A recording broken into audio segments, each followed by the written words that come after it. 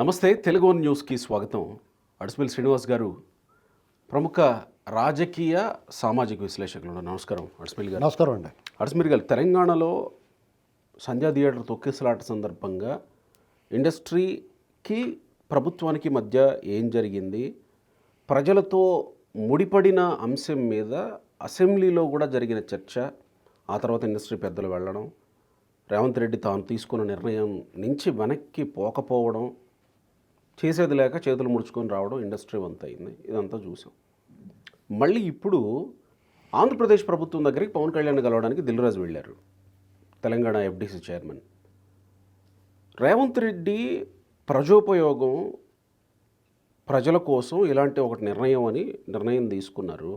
ఆ సంఘటన జరిగిన దృష్ట్యా మరి ఆంధ్రప్రదేశ్ ప్రభుత్వం ఎలాంటి నిర్ణయం తీసుకుంటుంది? ఇప్పుడు ఖచ్చితంగా ఎఫ్డీసీ చైర్మన్ వెళ్ళాడంటే ఫిలిం ఇండస్ట్రీ తరపునే వెళ్ళినట్టు కదా, వాళ్ళని రిప్రజెంట్ చేస్తారు కదా. అక్కడ వెళ్ళి ఏముంటాయి, బెనిఫిట్ షోలో లేకపోతే టికెట్ రేట్లు పెంచుకోవడాలో ఇలాంటి అంశాలు కూడా ఖచ్చితంగా ఉంటాయి కదా. మరి రేవంత్ రెడ్డి తీసుకున్న నిర్ణయాన్ని ప్రజా బాహుళ్యం అంతా సమర్థించినప్పుడు మరి ఆంధ్రప్రదేశ్లో ఎలాంటి నిర్ణయం తీసుకుంటారు? నేనేమనుకుంటున్నానంటే ఆంధ్రప్రదేశ్లో వాళ్ళకి టికెట్ల రేటు హైక్ ఉంటుంది, షోలు కూడా ఎక్కువ అవకాశం ఇస్తారనుకుంటున్నానండి నేను. ఎందుకు అట్లా అనుకో, అది మంచిగా చెడ్డ నాకు దాంట్లో లోపల పోకుండా వాళ్ళు అవకాశం ఇస్తారు. సినిమా ఇండస్ట్రీకి వాళ్ళు అడిగిన విధంగా చేసి పెడతారు. మన ఏదో సినిమాకి అలా చేశారు, పుష్పకి చేశారు, అలాగే దీనికి చేస్తారు. కొంత వ్యత్యాసం కానీ తేడా కానీ ఉండదు. తెలంగాణలో రేవంత్ రెడ్డి గారు ఒక నిర్ణయం తీసుకున్నాడు. సంధ్యా థియేటర్ దగ్గర పుష్ప సినిమా రిలీజ్ రోజు జరిగిన దుర్ఘటన గురించి అది కొంచెం వివాదాస్పదమైంది. ఇరుపక్షాల ప్రభుత్వం కానీ సినిమా ఇండస్ట్రీ అనలేములండి, అల్లు అర్జున్కి ఆ మీడియా వాళ్ళ ప్రొడక్షన్ హౌస్కి మధ్య కొంచెం వివాదం చెలరేగింది. అది సర్దుకుంది. ఆ క్రమంలో రేవంత్ రెడ్డి గారు ఏం చేశాడంటే ఒక శపథం చేశాడు. నేను ముఖ్యమంత్రిగా ఉండగా టిక్కెట్ల రేట్లు పెంచడం కానీ, షోలు పెంచడం కానీ, బెనిఫిట్ షోలు కానీ ఉండవని చెప్పాడు. బెనిఫిట్ షోలు ఉండవన్నాడు. అది ఆ మాట మీద నిలబడిపోతారు వాళ్ళు. దాన్ని ప్రజలంతా స్వాగతించారు, స్వాగతిస్తారు. ఇప్పుడు ప్రజలే కాదు, అందరూ స్వాగతించారు. మీలాంటి వాళ్ళు కూడా స్వాగతించారు. ఇండస్ట్రీకి కూడా స్వాగతించాలి. ఎందుకంటే వాళ్ళు కావాలంటే ఒకటి రెండు షోలు ఎక్కువ వేసుకోవచ్చు, తప్పలేదు. ఎందుకంటే అది క్రౌడ్ని బట్టి ఇప్పటికే వాళ్ళు ఏం చేస్తున్నారంటే అండి, అది సినిమా ఇండస్ట్రీకి ఉపయోగపడుతుందా లేదా అనేటువంటిది మనం ఆలోచించుకోవాలి. వాళ్ళే ఇదివరకు ఒక నెలలో ఒక హీరో సినిమా, పెద్ద అగ్ర హీరోల సినిమాలన్నీ రామారావు గారు ఉన్నాడు అనుకోండి, సంవత్సరం 3 వచ్చి మినిమం, ఒక్కొక్కసారి 4-5 కూడా వచ్చి. అలాగే నాగేశ్వరరావు గారు, కృష్ణ గారు అయితే 13-15 సినిమాలు వచ్చేసి, స్వామిబాబు గారు కూడా 5-6 సినిమాలు వచ్చాయి సంవత్సరంలో, ఒక సంవత్సరానికి. అయితే అప్పుడు థియేటర్లో పని వాళ్ళకి, ఇండస్ట్రీలో ఉన్న కార్మికులకి, హీరో నటీనటులే కాకుండా సాంకేతిక నిపుణుల దగ్గర నుంచి లైట్ బాయ్ల వరకు పనిచేసే ఎక్స్ట్రా ఆర్టిస్టులు, ప్రొడక్షన్ హౌస్లో పనిచేసే ఆ క్యాటరింగ్కి సంబంధించిన వాళ్ళందరికీ ఫుల్గా పని ఉండేది. తర్వాత అప్పుడు సినిమాలు విజయవంతమైతే 10 వారాల్లో 25 వారాలు ఆడి, అంటే డబ్బులు తీసుకోవడానికి మెల్లగా వచ్చి, అప్పుడు డిస్ట్రిబ్యూషన్ అని, ఆ డిస్ట్రిబ్యూటర్ కంపెనీ వాళ్ళు పెట్టుబడులు పెడతారు కాబట్టి ముందు వాళ్ళు డబ్బులు తీసుకుని తర్వాత నిర్మాతకి ఇచ్చేవారు. నిర్మాతకు చాలా గౌరవం, దర్శకుడికి నిర్మాతకి ఒక పెద్దపేట ఉండేది. నిర్మాత స్ట్రాంగ్, ఏదైనా సినిమా తీయాలనుకుంటే కథ అనుకుని దాని స్క్రిప్ట్ రెడీ చేసి అప్పుడు నటీనటులు ఎన్నుకుని చేసేవారు. ఇప్పుడు ఏమైందంటే ఒక హీరో గారి కాల్ షీట్లు, డైరెక్టర్ గారి కాల్ షీట్లు ఇద్దరు కాంబినేషన్ కుదిరితే అప్పుడు గబక్కన పట్టుకొచ్చి ఏదో ఒకటి వండేసి పట్టుకొస్తున్నారు. అంటే ఇప్పుడు చికెన్ ఫ్రై అంటే ఇదివరకు ఎలా చేసేవారు అంటే కోణ కోసేసి జాగ్రత్తగానే ఆ మూకుట్లో ఏపీవారు జాగ్రత్తగానే ఏగిదాకా. ఇప్పుడు అలా కాకుండా ముందు ఉడకబెట్టిన చికెన్ ఉంటుంది రెడీగా, పక్కన గ్రేవీ ఉంటుంది, అది ఇది వాడేసి ఎలా అనేసి ఇచ్చేస్తున్నారు. అలాగే చేశారు సినిమా కూడా ఉన్నప్పుడు. అంటే నాన్ వెజ్ తినేవాళ్ళకి. ఇప్పుడు వెజిటేరియన్ వాళ్ళకి అనుకోండి, వాళ్ళకి అంతే పన్నీర్ ముక్కలు అలా ఉంటాయి రెడీగా నీళ్ళలో పడేసి, ఒక గ్రేవీ చేసి పెడతాడు బేసిన్ నిండానే, అది ఇది వాడేసి ఎలా అనేసి ఇచ్చేస్తుంటాను. అవునా కదా? మీకు ఏదైనా సినిమాలో నాణ్యత తగ్గిందా అంటే తగ్గిందని చెప్పచ్చు, ఇంకా పెరిగిందని చెప్పచ్చు. కొన్ని సినిమాల క్వాలిటీ బ్రహ్మాండంగా ఉంటుంది, స్క్రీన్ ప్లే పకడ్బందీగా ఉండి ఇది సినిమాలు తీయటం మీద. ఆ సినిమాలు నడిపించడం డెఫినెట్గా ఆ రోజుల్లో పాత రోజుల్లో కూడా సినిమా కథనం బాగోకపోతే తలపోటు వచ్చేస్తే సినిమా ఆడేది కాదు. అన్నీ కుదిరిన సినిమా చక్కగా బాగా విజయవంతమై మంచి డబ్బులు కనకవర్షం కురిపించింది నిర్మాతలకి. జయాలనేవి దైవాదానాల కింద అప్పుడు ఉన్నాయి, ఇప్పుడు ఉన్నాయి. కానీ ఇప్పుడు ఒక సినిమా 10 రోజుల్లోనే 100 రోజులు ఆడే సినిమాని 10 రోజులు ఆడితే చాలరా బాబు అనేలా చేసుకున్నారు. అంటే కాలంతో పాటు మారింది. 100 రోజులు ఆడింది అనుకోండి, ఒక 30-40 సెంటర్లు ఉండి అప్పుడు 36-40 రిలీజ్ అయ్యి మెల్లగా 100 సెంటర్లు రిలీజ్ చేయడం మొదలెట్టారు. ఇప్పుడు ఏకంగా 1000 థియేటర్లు ఎన్నో వేస్తున్నారు. ఇప్పుడు ప్రస్తుతం అంటే 1000 థియేటర్లు ఆడేసిందంటే రోజుకి 5 ఆటలు చొప్పున 1000 థియేటర్లు అంటే దాదాపు 100 రోజులు ఆడేసినట్టే 10 రోజులు ఆడతాయి.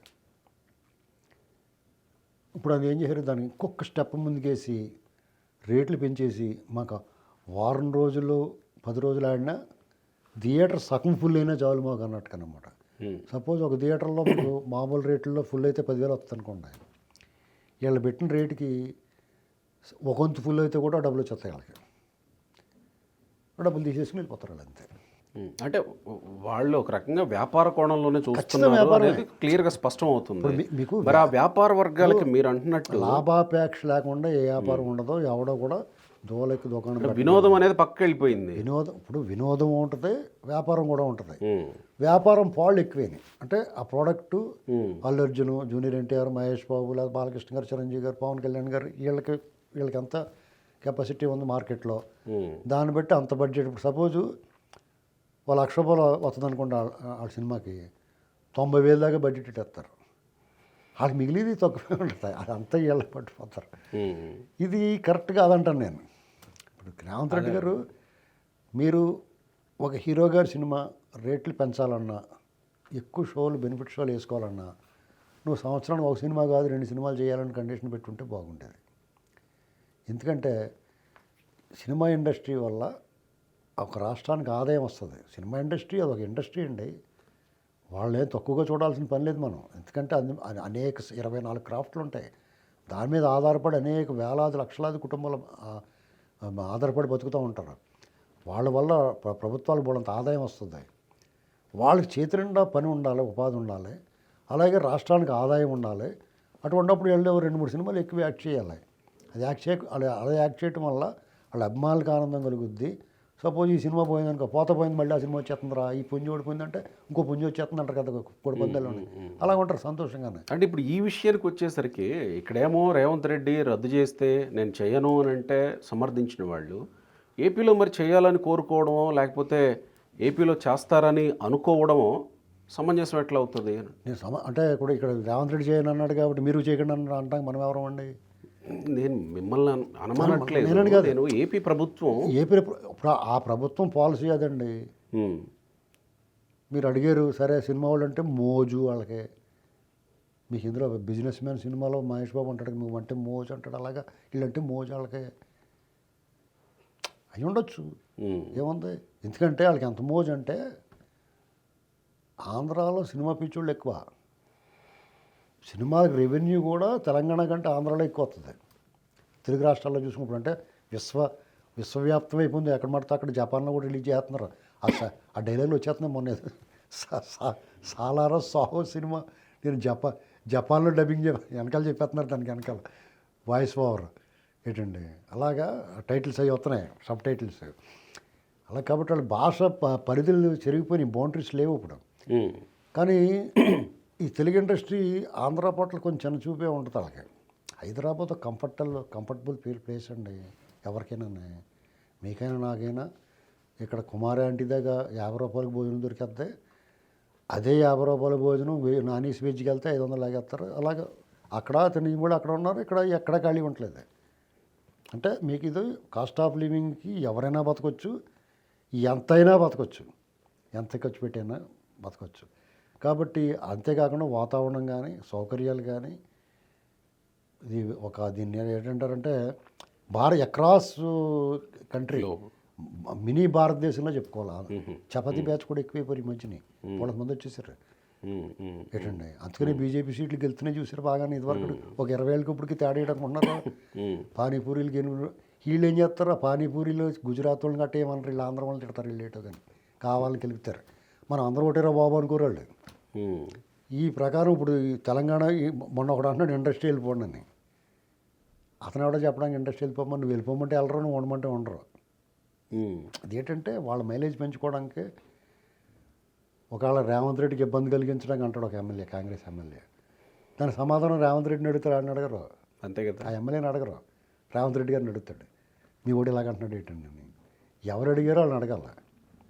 మీరు వెళ్ళిపోతే వెళ్ళిపోయినట్టు నువ్వు తీసుకొచ్చే వాళ్ళని నువ్వు వెళ్ళిపోమంటానికి మీ ఇంట్లో పని అనుకోండి, నువ్వు పెట్టుకున్నావు కాబట్టి నువ్వు తీసేస్తే పోతాడు. నువ్వు ఈ రాష్ట్రంలో ఈ దేశంలో నువ్వు ఎలా బతుకుతున్నావు వాళ్ళు అలా బతుకుతారు. ముందు వాళ్ళ మీద అట్రాసిటీ కేసు పెట్టాల. ప్రాంతీయంగా ఇలాగా కించపరిచి వాళ్ళ మీద ఎస్సీ ఎస్టీ అట్రాసిటీ కేసు ఎలాగైతే పెడతారో వాళ్ళకి కేసు పెట్టి అందులో కూడా ఎప్పటికప్పుడు విచారణ చేసి లోపల పెడతారు. దీనికి అలా కాకుండా వెంటనే లోపల పెట్టేసి కోర్టులు గీట్లు ఏమైనా డైరెక్ట్ శిక్ష చేసేయాలి వాళ్ళకి.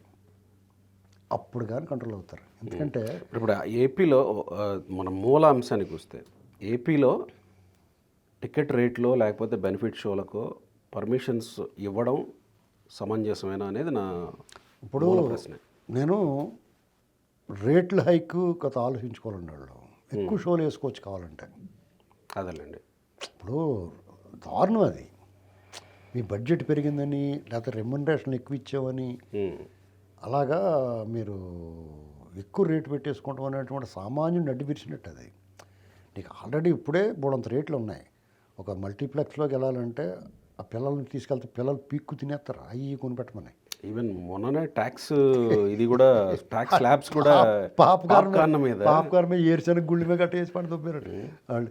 అది వేరే కాదు, పెద్ద చర్చ అండి బాబు, దాని మీద మాట్లాడుకోవాలి ఎప్పటికప్పుడు. అయితే చాలా కష్టమైపోతున్నాం. సామాన్యుడు సినిమాకి వెళ్ళాలంటే అది పెద్ద ఇదివరకు మా వైపున అయితే మా కోస్తాలో అయితే సినిమా తప్ప వేరే వినోదం లేదండి మాకు.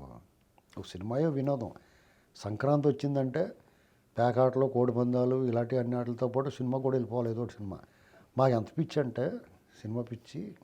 మా గ్రామానికి అటు ఇటు 2 ఊళ్ళు టూరింగ్ టాకీసులు ఉండేవి, రాజనారం అని కోరుకుండాన్ని. అందులోనూ ఒక దాంట్లో దేశోద్ధారకులు సినిమా పడితే అటు కాంపిటీషన్గా నాగేశ్వరరావు గారు ప్రేమనగర్ వేసేవారు. విచిత్రం ఏంటి తెలుసా, ప్రతి సంవత్సరం అయ్యే వేసేవారు వరుసగా 3 ఏళ్ళు. అదేంటది అయినా సరే మళ్ళీ నేను అలా 3 సార్లు చూశాను నేను దేశోద్ధారకుల సినిమా. రామారావు గారి 74 ప్రాంతంలో. అంటే 72, 73 ఎప్పుడు వచ్చిన సినిమా, 73, 74, 75 కూడా 3 సంవత్సరాలు కూడా మా రాజనగరంలో దేశోద్ధారకులు వేస్తే కోరుకొండలో ప్రేమనగర్ వేసిపడ్డాయి. కాంపిటీషన్ మళ్ళీ అక్కడ ఇది దానికి దీనికి 15 కిలోమీటర్ల దూరం ఉంటుంది. అలాంటి పిచ్చిలో ఉన్న వాళ్ళకి వీళ్ళు కొంచెం ఎక్స్ప్లాయిట్ చేస్తారు.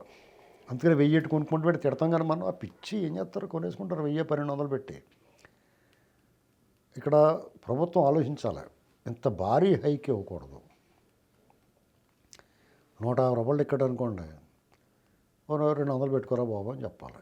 మీరు అన్నట్టు షోలు ఎక్కువ వేసుకోవడం లేదా సంవత్సరానికి ఎక్కువ సినిమాలు తీయడం ఇలాంటివి చేసి వాళ్ళు కవర్ చేసుకోవాలి. ఇప్పుడు అల్లు అర్జున్ గారు ఉన్నాడండి, లేకపోతే ఇంకో హీరో గారు ఉన్నాడు, వాళ్ళకి 300 కోట్లు కావాలనుకో సినిమాకి.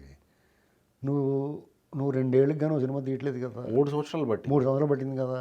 ఒకే సంవత్సరం 3 సినిమాలు తీసి 55 కోట్లు తీసుకుని 3 సంవత్సరాలు కలిపి 450 కోట్లు వస్తుంది. మీకు క్వాలిటీ రాదంటానికి ఇప్పుడు ఏం చేస్తున్నారంటే వీళ్ళు ఇక్కడ డైరెక్టర్ ప్రతిభ వాడాలి, బుర్ర వాడాలి.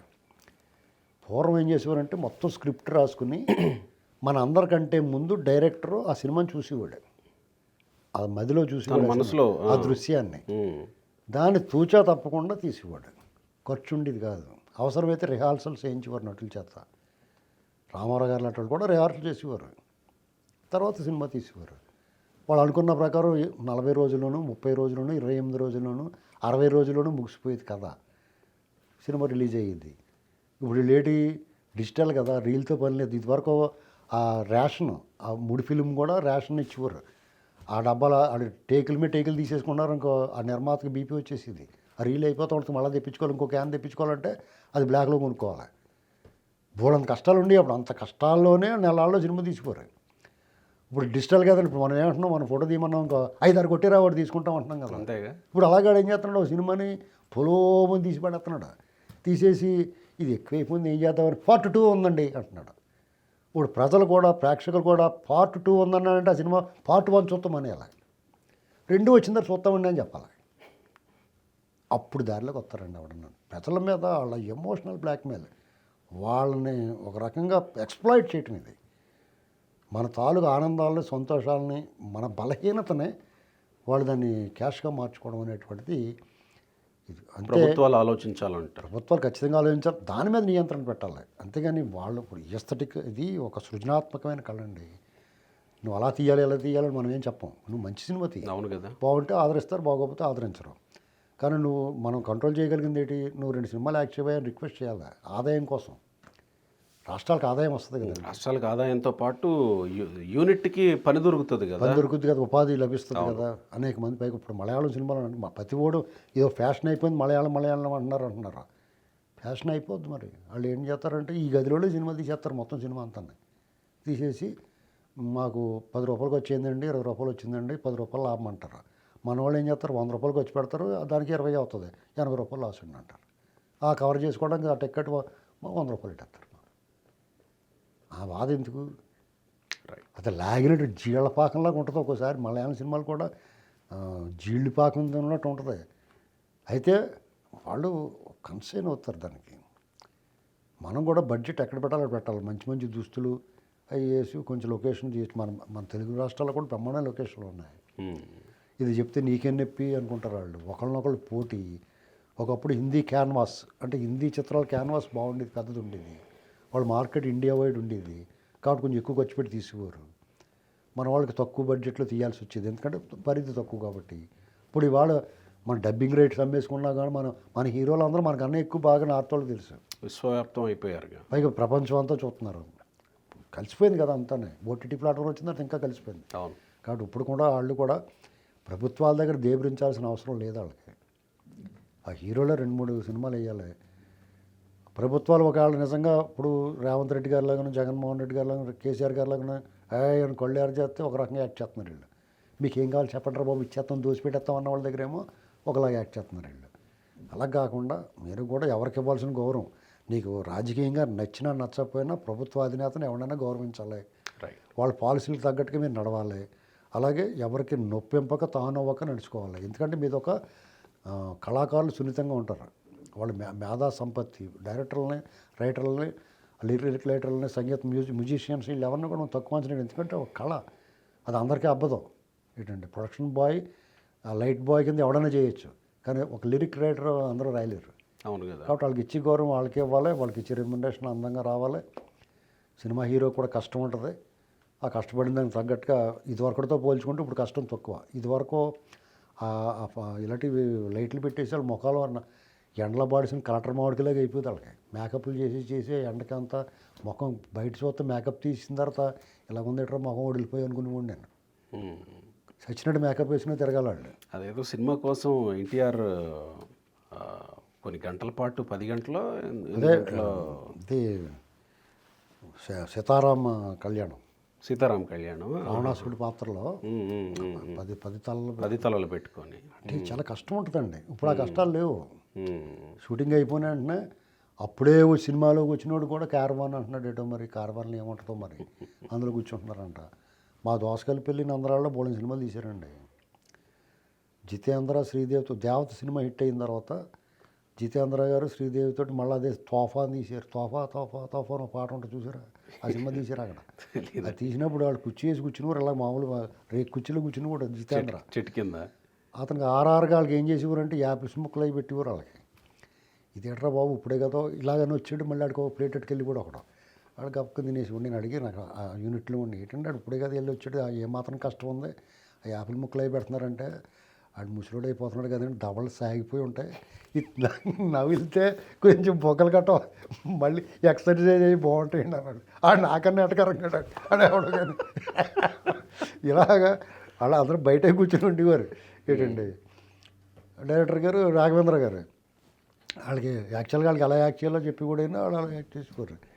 ఇప్పుడు మరి అలా కాదు కదా, అందరూ కూడా అప్పుడు గొడుగులు ఉండి కృష్ణరాజు గారైనా ఎవరైనా మా బాలచంద్ర గారు ఇలాంటి వాళ్ళందరూ నేను దగ్గర నుంచి చూసాను. వాళ్ళందరూ చిరంజీవి గారు వాళ్ళందరూ స్టార్టింగ్ సినిమా మనవరు పాండవులు షూటింగ్ అది తలపోడు వచ్చి ఇది మాకు ఏట్రా బాబు ఒక్క షాట్ 6 చాలు తీసుకోరు.